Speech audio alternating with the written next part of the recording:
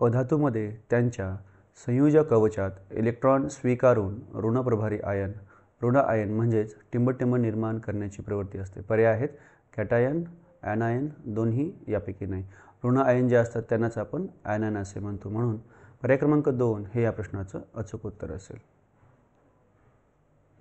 Cation हे टिंबटिंब ion असतात। पर्याय आहेत धन, ऋण, दोन्ही यापैकी नाही।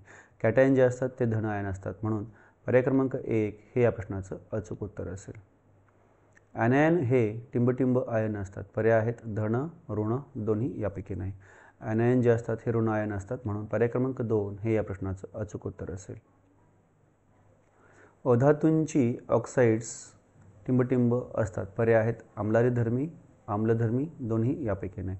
अधातूंची जी ऑक्साईड आहेत ही नेहमी आम्लधर्मी असतात। म्हणून पर्याय क्रमांक 2 हे या प्रश्नाचं अचूक उत्तर असेल। अधातूंचे ऑक्साईड पाण्याबरोबर अभिक्रिया करून टिंबटिंब तयार करतात। पर्याय आहेत आम्ल, आम्लारी, क्षार यापैकी नाही। अधातूंचे ऑक्साईड जेव्हा पाण्याबरोबर अभिक्रिया करतात तेव्हा आम्ल तयार होते। म्हणून पर्याय क्रमांक 1 हे या प्रश्नाचं अचूक उत्तर असेल।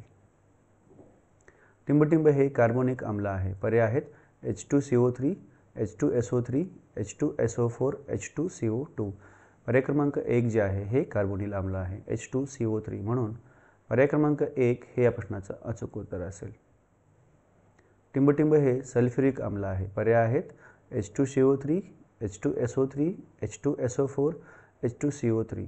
H2SO4 जे आहे यालाच आपण सल्फ्युरिक आम्ल असे म्हणतो। म्हणून पर्याय क्रमांक 3 हे या प्रश्नाचं अचूक उत्तर असेल।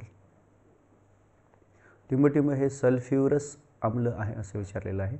पर्याय आहेत H2CO3, H2SO3, H2SO4, H2CO2।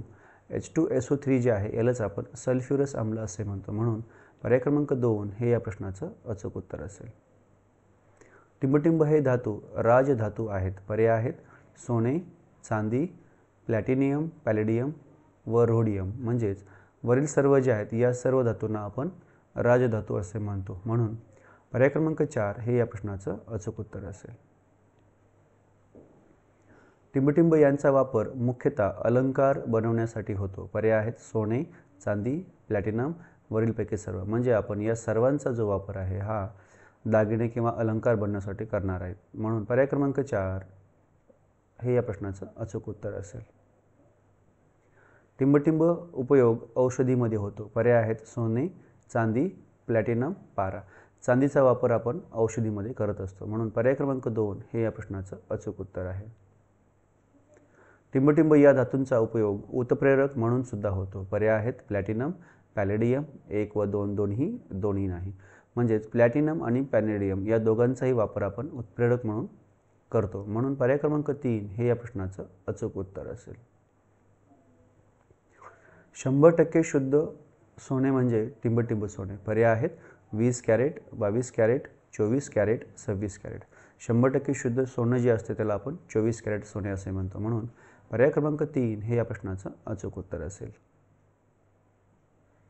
दागिने तयार करण्यासाठी टिंबटिंब सोने वापरतात। पर्याय आहे 20 carat, 22 carat, 24 carat, 26 carat. 24 carat सोने जे आहे अतिशय शुद्ध सोने असते। म्हणून दागिने तयार करण्यासाठी 22 कॅरेट सोने वापरतात। म्हणून पर्याय क्रमांक 2 हे या प्रश्नाचं अचूक उत्तर असेल।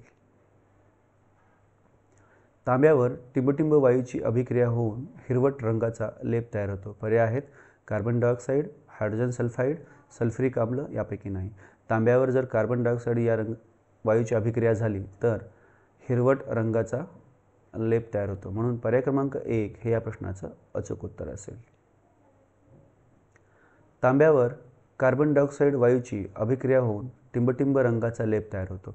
तांब्यावर जर कार्बन डायऑक्साईड वायूची अभिक्रिया झाली तर हिरवट, पिवळसर, लालसर, काळसर यापैकी हिरवट रंगाचा लेप तयार होतो। म्हणून पर्याय क्रमांक 1 हे या प्रश्नाचं अचूक उत्तर असेल।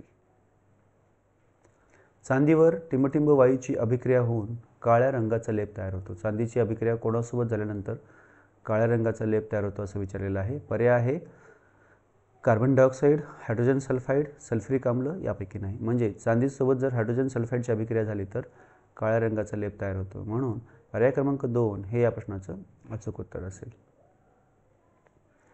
चांदीवर हायड्रोजन सल्फाईड वायूची अभिक्रिया होऊन टिंबटिंब रंगाचा लेप तयार होतो. पर्याय आहेत लाल, काळा, पिवळा, हिरवा. म्हणजेच काळ्या रंगाचा लेप तयार होतो. म्हणून पर्याय क्रमांक 2 हे या प्रश्नाचं अचूक उत्तर असेल. घरामध्ये वापरण्यात येणारी स्टेनलेस स्टीलची भांडी टिंबटिंब यापासून बनलेले संमिश्र आहे. पर्याय आहेत लोखंड, कार्बन, क्रोमियम, निकेल, लोखंड, कार्बन, तांबे व कथील, लोखंड, कार्बन, तांबे व जस्त, तांबे, जस्त, कार्बन व निकेल. म्हणजे स्टेनलेस स्टील जे आहे हे लोखंड, कार्बन, क्रोमियम व निकेल यापासून बनलेले संमिश्र आहे. म्हणून पर्याय क्रमांक 1 हे या प्रश्नाचं अचूक उत्तर असेल. पितळ हे संमिश्र टिंबटिंब यापासून बनवतात. पर्याय आहे तांबे व जस्त, तांबे व कथील, तांबे व क्रोमियम, तांबे व निकेल. म्हणजे पितळ जे आहे हे तांबे व जस्त यापासून बनलेलं संमिश्र आहे. म्हणून पर्याय क्रमांक 1 हे या प्रश्नाचं अचूक उत्तर असेल. कांस्य हे संमिश्र टिंबटिंब यांच्यापासून बनवतात. पर्याय आहेत तांबे व जस्त, तांबे व कथील, तांबे व क्रोमियम, तांबे व निकेल. म्हणजेच कांस्य जे आहे हे तांबे व कथील यापासून बनलेले संमिश्र आहे. म्हणून पर्याय क्रमांक 2 हे या प्रश्नाचं अचूक उत्तर असेल. स्वस्त किमतीचे स्टेनलेस स्टील बनवताना कधीकधी महाग निकेलऐवजी टिंबटिंबचा वापर करतात. पर्याय आहेत तांबे, ॲल्युमिनियम, लोखंड, चांदी. स्वस्त किमतीचे स्टेनलेस स्टील बनवण्यासाठी तांबे या धातूचा वापर करतात. म्हणून पर्याय क्रमांक 1 हे या प्रश्नाचं अचूक उत्तर असेल. यामुळे आपण पाहतो कधीकधी स्टेनलेस स्टीलच्या भांड्यांना चिरा पडतात किंवा ती भांडी तडकतात. गटात न बसणारा शब्द ओळखा. सोने, चांदी, लोह, हिरा. हिरा जो आहे हा अधातू आहे. हिरा जो आहे हा अधातू आहे आणि वरील सर्व जे आहेत हे धातू आहेत. म्हणून पर्याय क्रमांक 4 हे या प्रश्नाचं अचूक उत्तर असेल. गटात न बसणारा शब्द ओळखा. तन्यता, ठिसूळता, नादमयता, वर्धनीयता. तन्यता, नादमयता आणि वर्धनीयता हे सर्व धातूंचे गुणधर्म आहेत. ठिसूळता जो आहे तो अधातूंचा गुणधर्म आहे. म्हणून पर्याय क्रमांक 2 हे या प्रश्नाचं अचूक उत्तर असेल. गटात न बसणारा शब्द ओळखा. Carbon, bromine, sulphur, phosphorus. Carbon जे आहे हे स्थायीरूप आहे.